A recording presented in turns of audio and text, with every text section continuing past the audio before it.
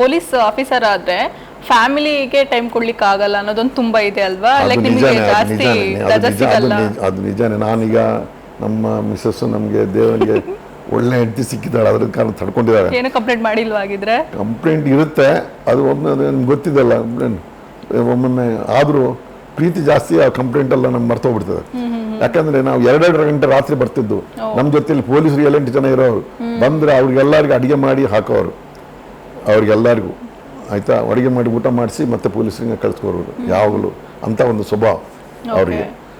ಮತ್ತೆ ನಾವು ಹೋದರೆ 2 ದಿವಸ 3 ದಿವಸ 4 ದಿವಸ ವಾರಗಟ್ಟಲೆ ಹೊರಗಡೆ ಇರುವವರು. ಒಮ್ಮೆ ದರ್ಬಾಂಗ್ ಅಂತ ಒಂದು ಇದಕ್ಕೆ ಗ್ಯಾಂಗಿಗೆ ಒಂದು ಸತೀಶ್ ಹುಬ್ಳಿದು ಒಂದು ಕಿಡ್ನಾಪಿಂಗ್ ಕೇಸಸ್ ಇತ್ತು.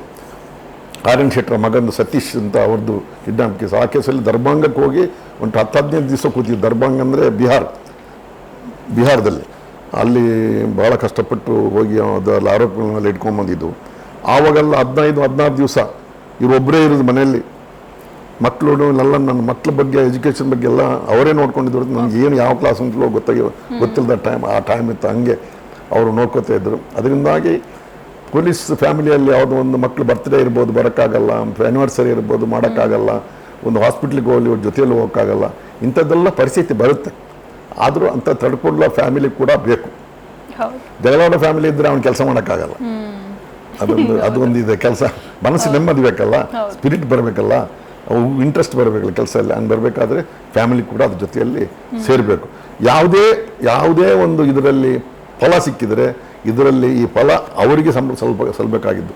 ಅಂದರೆ 50% ಅದರದ್ದು ಇದು ಕ್ರೆಡಿಟ್ ಫ್ಯಾಮಿಲಿಗೆ, ಸ್ಪೆಷಲಿ ಮಿಸಸ್ಗೆ. ಅವರು ಇದನ್ನು ತಡ್ಕೊಂಡು ನಮ್ಮನ್ನು ಮುಂದ್ಕೊಂಡು ಹೋಗೋದಿದ್ರೆ ಅವ್ರಿಗೇನು ಮಾಡೋಕ್ಕಾಗಲ್ಲ.